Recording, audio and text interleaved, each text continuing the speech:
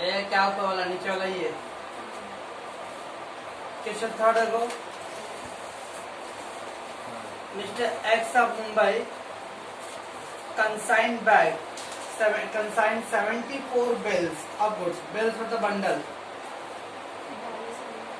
Mr. X of Mumbai consigned 74 bales of goods at 100 rupees per bale to Mr. Y of Kanpur. X ने consign किया, consign तो send किया।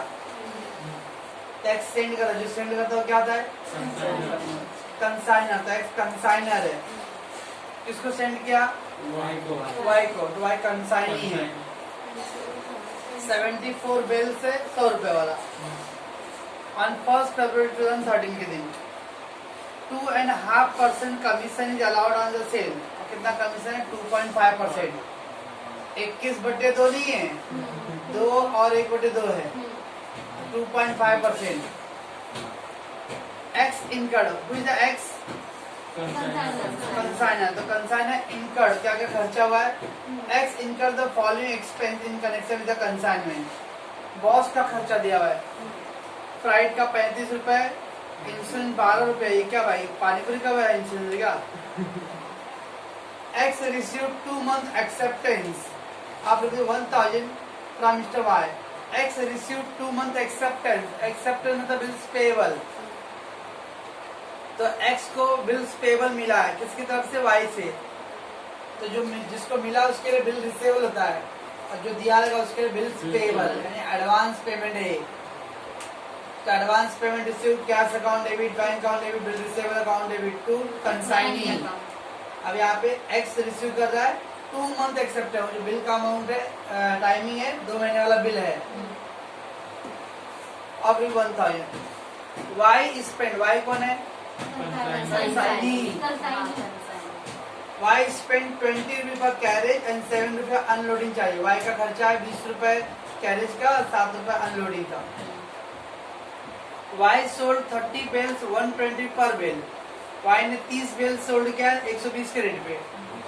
24 bell sold at 125 पर bell, और 24 बेचा है 125 के रेट पे। 20 बेल 130 यानी अलग अलग रेट पे सब बेचा है। अगर वो 30 पहला वाला बेचा है, फिर 24, 30 एंड 24 54, 54 और फिर 20 बेल्स बदल, 54 और 20 74। अरे नंबर ऐड करने आता है? हाँ। और X ने कितना सेंड किया था? 74 सोल्ड किया था। तो X ने 74 सेंड किया था और Y ने पूरा 74 सोल्ड कर दिया। तो नो क्लोजिंग स्टॉक, जितना भेजा था पूरा का पूरा बिक गया है। Pass the journal entry and prepare necessary account the books of X और Y। हम लोग को जर्नल एंट्री भी चाहिए और फिर नेसेसरी लेजर अकाउंट भी चाहिए X और Y के बुक में। तो दोनों का बुक का जर्नल एंट्री, दोनों का बुक का लेजर चाहिए। और उसके लिए दीदी पहले जर्नल एंट्री करना, हम लोगों ने ऑलमोस्ट 20 जर्नल एंट्री किया है ऑलमोस्ट। अब इधर पे भी 19, उधर पे भी सारे सब में पूरे को पूरे जर्नल एंट्री नहीं आएगा। जितना बोला है, जो जो आइटम दिया उसके एंट्री करना है, बाकी जो नहीं दिया उसका नहीं करना है। सब में जितना बोले उतना है। बिल क्रेडिट का के बारे में बोला तो नहीं करेंगे, बैड डेट्स का बोला नहीं तो नहीं करेंगे। जो बोला है खाली उसने का ही जर्नल एंट्री करना है, जो नहीं बोला उसका कुछ एंट्री नहीं करना है। चल, पहला क्या दिया हुआ है? X ने कंसाइन किया बिल्स। कंसाइन में तो सेंड किया, तो कंसाइनर ने गुड्स भेजा है किसके पास? एजेंट के पास। एक डेट दिया खाली 1 फरवरी को, बाकी कोई भी चीज का डेट दिया नहीं है, तो डेट को इग्नोर, डेट से कोई मतलब नहीं, क्योंकि एक ही दिया डेट। बाकी क्या बेचा कब, क्या हुआ, सब कुछ दिया नहीं कहीं पे, तो डेट से भूल जाओ। तो कैसे करेंगे अभी? पहला goods send for consignment, goods send करो, क्या एंट्री था? Consignment account debit, consignment account debit to goods send on consignment.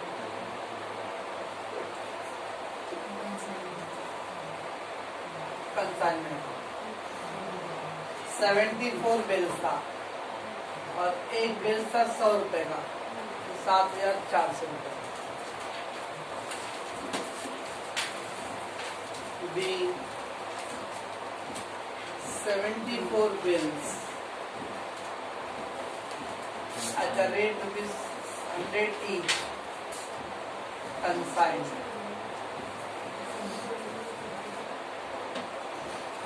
क्या बोल रहे हैं? क्या बोल रहे हो?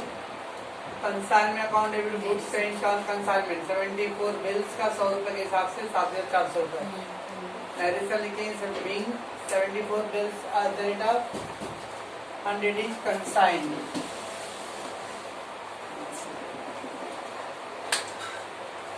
ठीक है एंट्री। और इसके बुक में क्या था? जौने के बुक में कहा एंट्री बनी हो? No entry. इसके बुक में कंसाइनमेंट नो एंट्री था, बस हो गया वो। अब क्या दिया उधर पे? 2.5% commission allowed on the sale. Commission बोला है, कमीशन में एंट्री बाद में करनी है, पहले सेल करने के बाद करें, क्योंकि कमीशन किस पे निकालना है? सेल्स पे निकालना है। तब कितना सेल किया क्या मालूम? छोड़ दो अभी, कमीशन होल्ड करो, आगे चलो। एक्स इनकर द फॉलोइंग एक्सपेंस। कौन है एक्स? कंसाइनर ने वो सब खर्चा किया है, ये बॉस का खर्चा है, फ्राइट का insurance. Consignor expense, consignment to cash bank, consignment account debit to cash bank.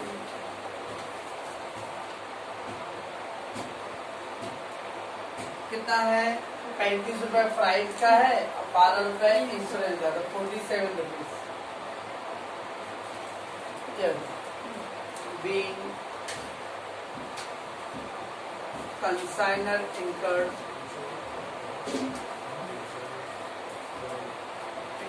expense on freight and insurance। Consignor ने फ्राइट और इंश्योरेंस का खर्चा किया। बॉस का खर्चा जिसके ऊपर अगेन नो एंट्री है, नो एंट्री बराबर है। तो पहले गुड सेंड किया है और उसके ऊपर नो एंट्री, उसका बॉस का खर्चा था और उसके ऊपर नो एंट्री। फिर क्या दिया हुआ? X receive 2 month acceptance from Y अब ₹1,000। एक्सेप्टेंस, एक्सेप्टेंस में तो बिल्स ऑफ एक्सचेंज, एक्स को बिल्स ऑफ एक्सचेंज मिल रहा है, सामान बेचने से पहले ही पैसा मिल रहा है, बताइए एडवांस है, एडवांस रिसीव्ड है, तो 1,000 रुपए एडवांस मिल रहा है उसको। किस फॉर्म में मिल रहा है? कैश में, चेक में, कैश। एक्सेप्टेंस मतलब कैश। तो इंटर का bill receivable account debit, consignor के ऊपर bill receivable account debit to consignee, consignee Y बराबर है 1,000। हाँ बोलो बोलो बोलो। पहले मैं इधर करूँगा तो ना बी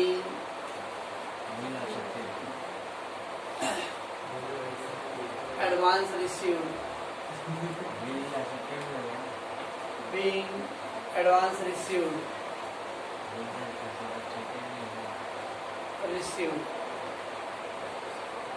for 2 month acceptance।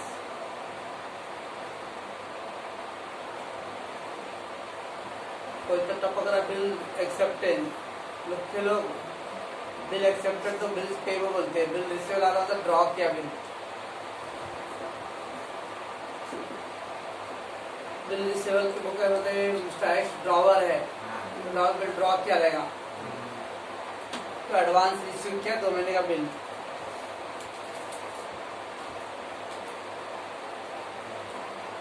उसके point of view consignor to bills payable, consignor x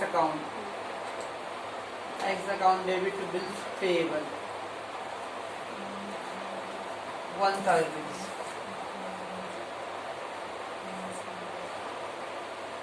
being advance paid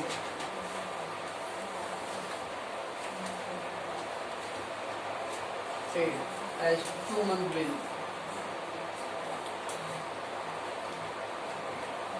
2 महीने का बिल दिया, ये भी हो गया। फिर क्या दिया है? वाई स्पेंड 20 रुपीज कैरेज 7 रुपए अनलोडिंग। वाई का खर्चा है, कंसाइनी एक्सपेंस है, consignee expense, consignment to consignee, consignment to consignee, consignment, consignment on debit to consignee, consignee Y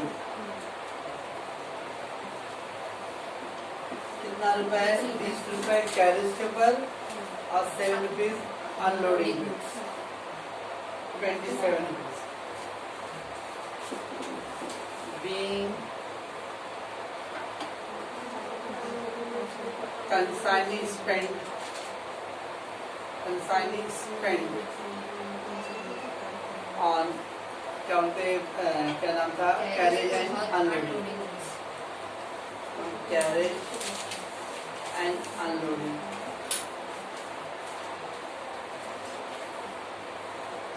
अब उसके ऊपर क्या इंटेंट था? कंसाइनर, कंसाइनर में X account debit to cash bank, दोनों मिला के 27 रुपीज आएगा। 20 रुपए कैरेज का, 7 रुपए अनलोडिंग का। बी कैरेज एंड अनलोडिंग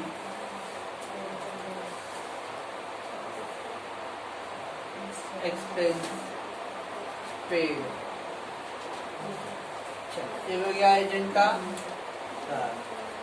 अब क्या बच गया है? वाई सोल्ड, एजेंट ने सोल्ड किया, 30 बेल सोल्ड किया 120 पर बिल के हिसाब से, 24 बेल सोल्ड कर रहा है 125 पर बिल के रेट पे, और 20 बेल सोल्ड है 1, तो ऑल सोल्ड किया है। कुछ बोला कि क्रेडिट सेल क्या है कि कैश सेल क्या है?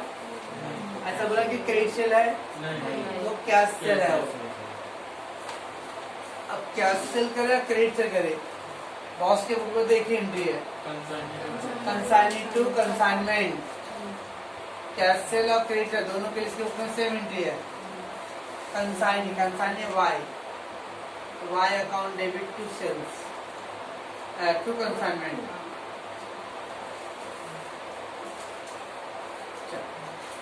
अब अमाउंट कितना आएगा?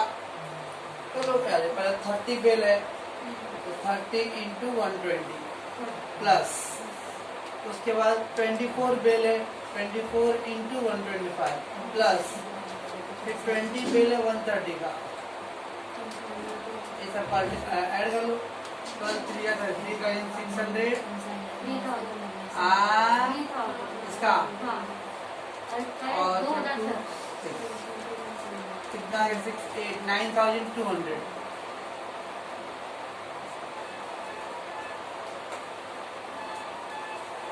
आ जाएगा। इसका मल्टीप्लाई करना है, इसका करना था, इसका और सबका ऐड करना है, तो 9200 आएगा। Being all consignment sold at the rate of at various rate,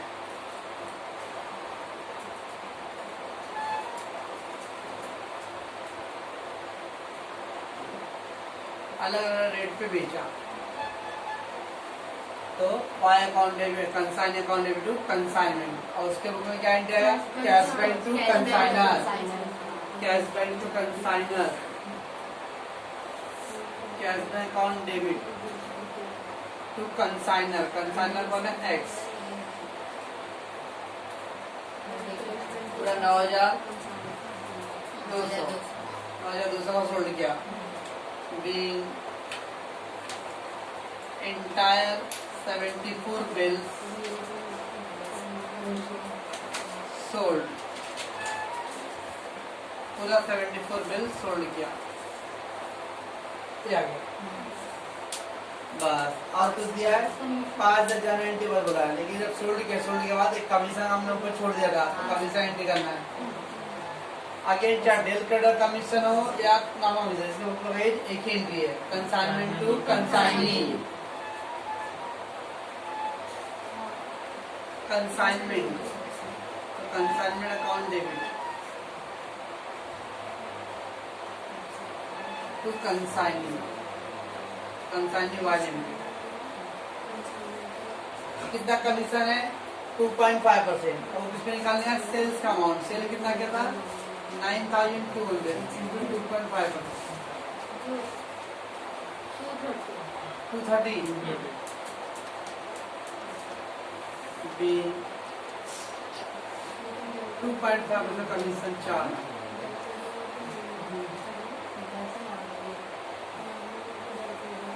on sale.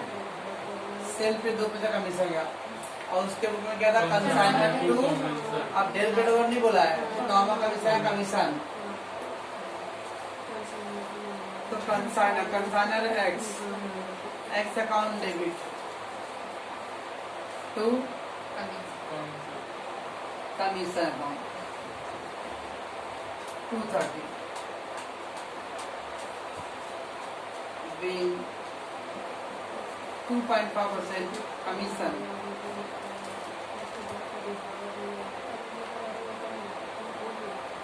Charge on consignment.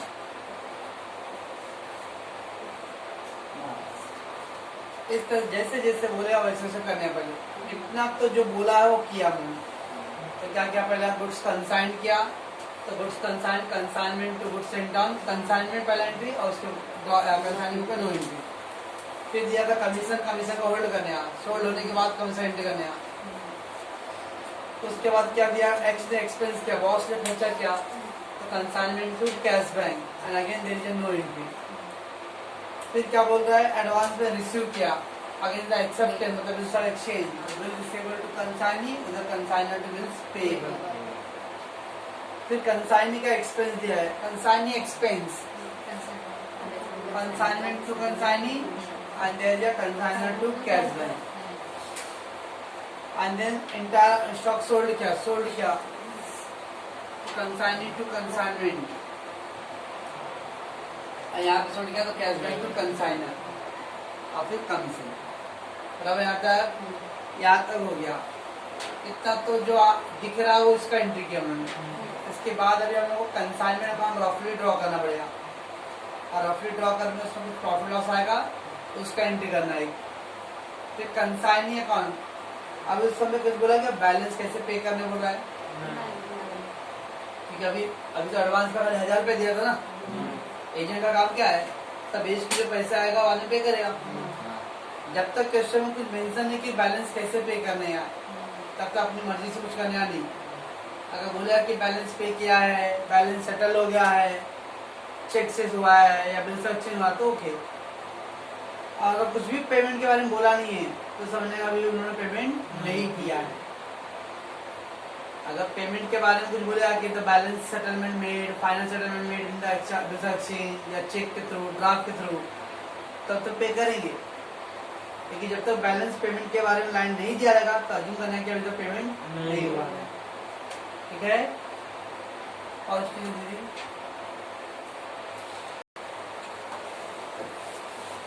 इतना कंप्लीट होने के after that we have to get the profit और लॉस के बारे में। तो क्या करना है शॉर्टकट में साइड में कंसाइनमेंट रफली ड्रॉ करना है। कंसाइनमेंट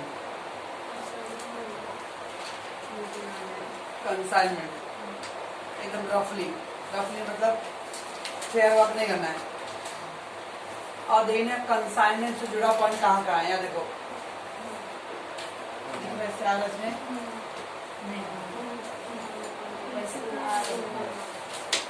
तो कंसाइनमेंट कर रहा है साथ डेबिट साइड है ना तो खाली बस अमाउंट लेना हमको प्रॉफिट और लॉस निकालना बस।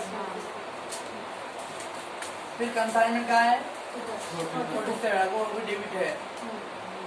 फिर कंसाइनमेंट कहाँ है 27 देन कंसाइन अरे नहीं है 5th में नहीं है तो क्रेडिट का ना तो इसका क्रेडिट नहीं लिखूंगा क्रेडिट साइड लिखूंगा 7,200 और फिर 230। कंसाइनमेंट जुड़ा डेबिट है तो डेबिट साइड का क्रेडिट है तो क्रेडिट साइड का बस। अब इसका टोटल करो 7 7 14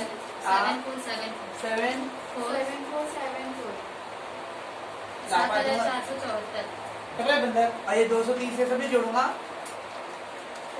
करते हो 14 4 8 8 10 1 6 7 7 7 0 4 और वो क्या 7 4 बोल रही थी Seven zero four. Seven? नहीं किया आपने। कितना बोल रही थे? 7474। तो ऐसा दूंगा ना डोज में। ये बोल रही थी। अरे वो उधर साहब बोल रहे हैं, उधर बड़े लोग तो बराबर बोल रही थी। हाँ, 230 में। कल राइट तब बराबर ही बोलते हैं, मालूम मेरे को। चलिए तो हो गया 8 7 का 800 तो 1496 ये आ गया प्रॉफिट। कल लिख के दिया प्रॉफिट का लास्ट हिंट एकदम प्रॉफिट लॉस। इस तरह से पूरा होने के बाद हम लोग को एक प्रॉफिट लॉस का एंट्री निकालना पड़ेगा। तो consignment to profit loss, consignment account debit to profit loss.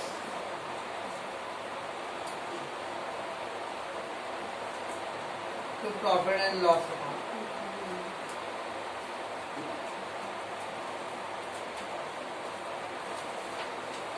Being profit made on consignment and इसके बुक में होता है नो एंट्री। इसके बुक में नो एंट्री प्रॉफिट लॉस को। उसके बाद एक और काम करना पड़ता है, लेकिन इस समय नहीं करेंगे उसे। अगर उधर दिया होगा कि कंसाइनी ने बैलेंस पेमेंट किया, अभी तक कंसाइनी ने 1000 रुपये दिया एडवांस, बाकी जो बचा अमाउंट दिया नहीं अभी तक। ऐसा फिर कुछ बोला कि बैलेंस अमाउंट कैसे पे कर रहा है, कैश में चेक में कुछ पेमेंट का नहीं बोला है। जब नहीं बोला तो नहीं करना है। अगर बोलेगा बैलेंस पेमेंट किया है तो फिर बैलेंस कितना पेमेंट किया है तो बैलेंस निकालना पड़ता है, तो उसका भी अलग से अकाउंट बनाना पड़ेगा। लेकिन अगर बैलेंस पेमेंट के बारे में कुछ मेंशन नहीं करेगा तो फिर प्रॉफिट लॉस करके छोड़ देने का। बस यहाँ पे यही सब आएगा।